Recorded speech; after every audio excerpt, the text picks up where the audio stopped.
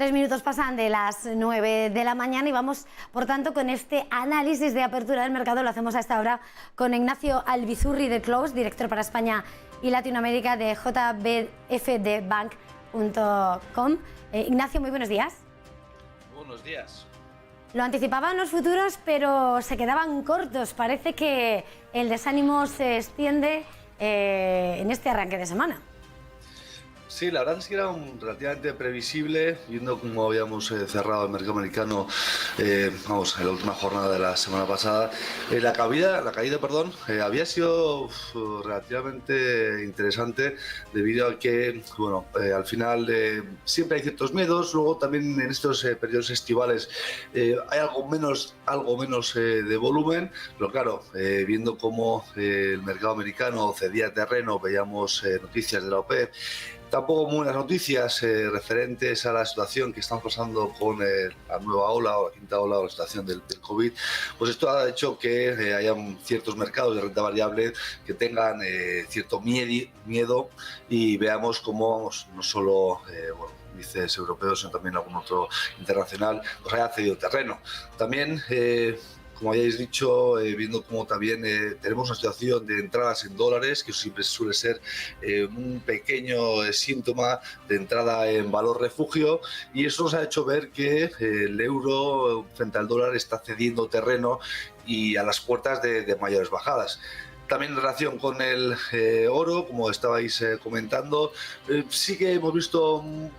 algo de cesión de terreno, tampoco demasiado. Lleva este activo un movimiento lateral bastante tedioso desde hace no pocos meses, y a la espera de ver el desarrollo de la semana, que viene un poco floja de datos económicos. Sí que tenemos algún evento corporativo, pero por el momento estamos a la expectativa de ver cuál es la situación en la que ya los mercados ya deciden digerir las caídas de renta variable en Estados Unidos, para ver cómo arranca la semana de un modo ya más realista. Estabas señalando a la espera de movimientos corporativos, empresas con nombre propio que van a ser protagonistas en las próximas jornadas. Hoy estamos viendo, muy pendientes también del mercado de las materias primas,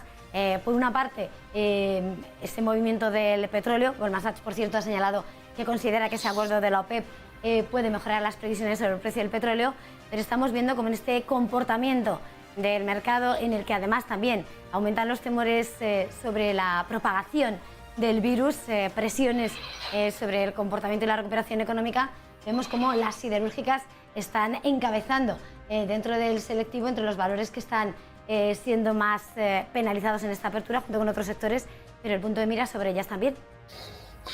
Sí, la verdad es que está siendo un año bastante atípico, valga la redundancia, respecto a lo que estamos viviendo, pero en el sector de materias primas y el sector de logística a nivel global, pues vino una especie de disonancia en cuanto a los precios, y ahora la reacción está siendo no muy positiva, y esto está haciendo que, que pese a ver como precios de materias primas, incluso del Brent,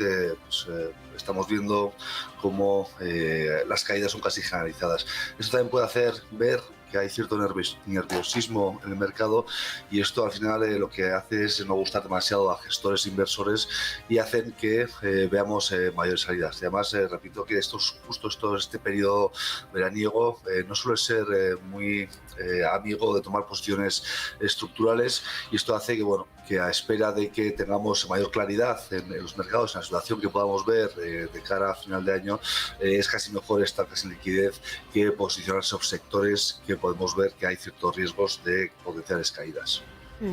Si vemos sectores que están enfrentando una dura situación, evidentemente está el sector turístico. Parece que hoy podría haberse beneficiado el sector de esa Día de la Libertad en el Reino Unido, de esa forma de facilitar el viaje de los británicos para no exigirles cuarentena al regreso a casa si llevan la pauta completa. Se disparaban las reservas en España, pero vemos como IAG cae el 3,87% a esta hora, Meliá un 2,86%, vemos también Amadeus un 1,93% a la baja, y con excepciones, no sé cómo entender, NH Hoteles se recuperó un 3,5% en el continuo. La verdad es que la imagen es bastante mixta, no solo por haber tomado esta medida desde el Reino Unido, van a recuperar parte de parte de la actividad que estábamos esperando, sino que al final las turbulencias que estamos viviendo en este periodo hace que la gente o los inversores se vean con cierto miedo cuál es el futuro que nos espera, no al medio plazo o largo plazo, que ya sabemos cuál es, que es un poco recuperación y normalidad, sino viendo la situación que puede dejarnos pues,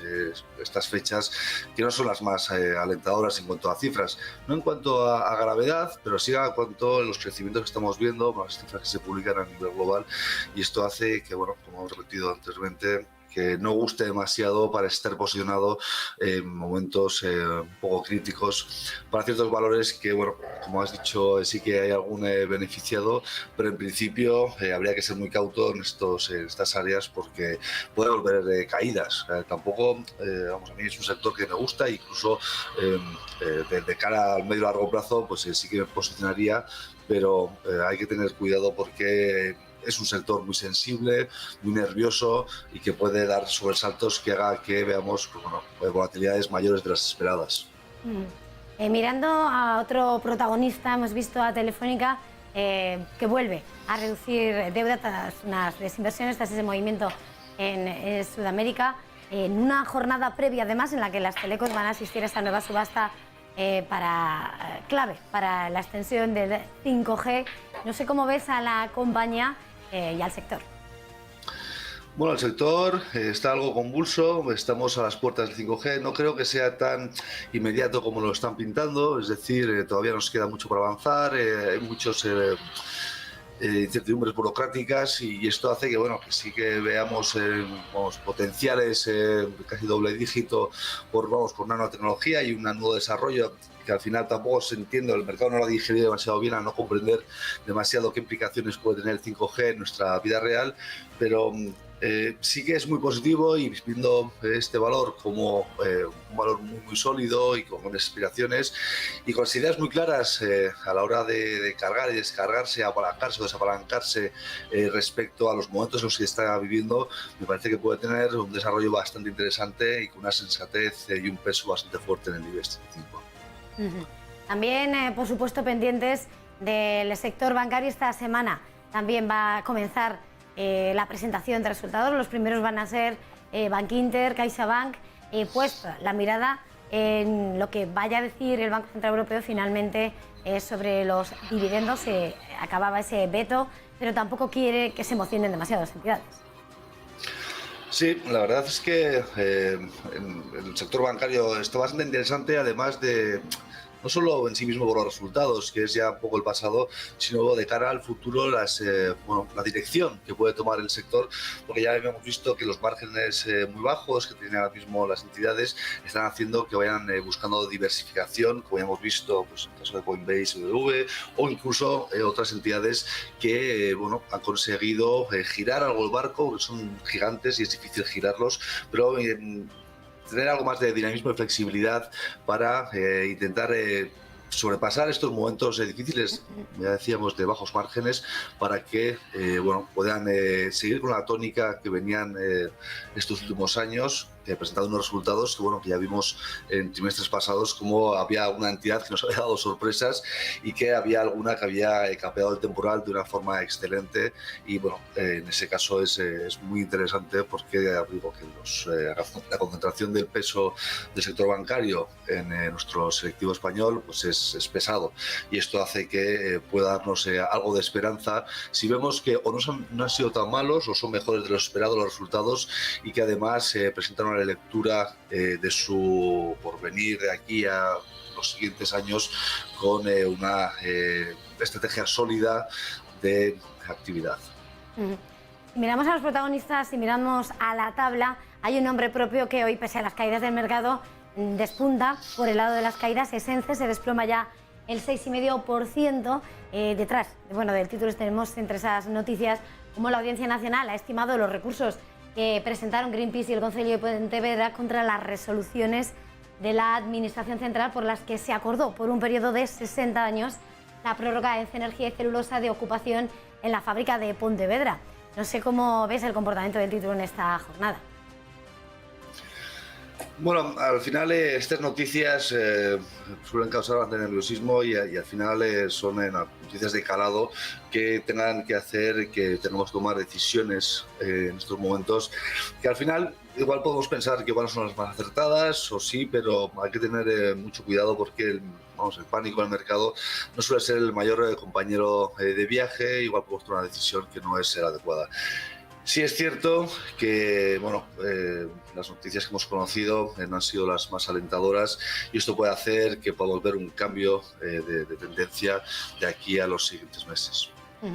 Ya mirando un poco más allá, fuera de esas fronteras, al mercado en general, al sector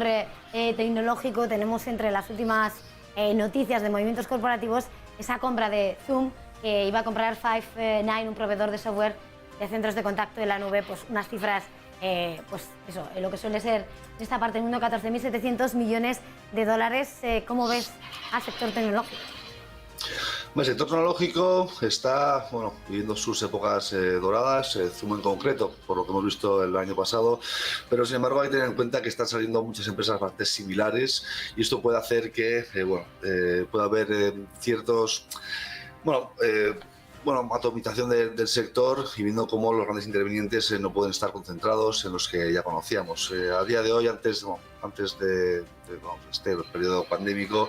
el sector está muy poco convulso, eran 4 grandes players los que estaban en el mercado y ahora mismo pues ha habido empresas muy beneficiadas y esto ha hecho que no se hayan quedado paradas, hayan visto cómo incluso han tenido fuertes financiaciones y esto hace que al final puedan tomar decisiones corporativas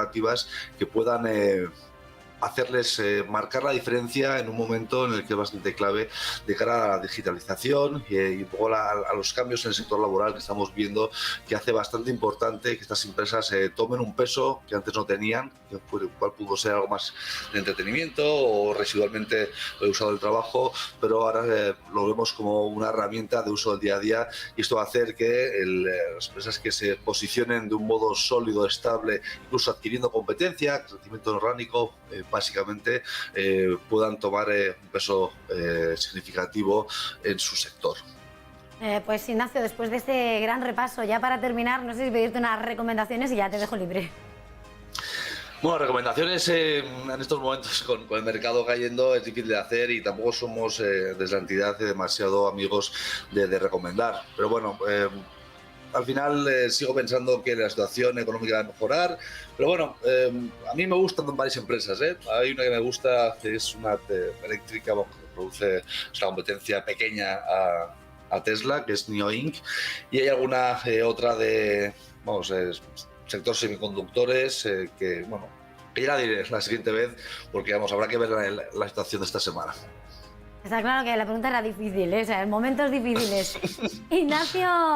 yo es que estoy aquí para preguntar y luego de lo que pasa. Ignacio Albizuri del Clos, director para España y Latinoamérica de jfdbank.com. Un placer tenerle esta mañana con este análisis tan detallado. Feliz jornada, feliz negocio. Feliz negocio, muchas gracias. Lo estamos comentando.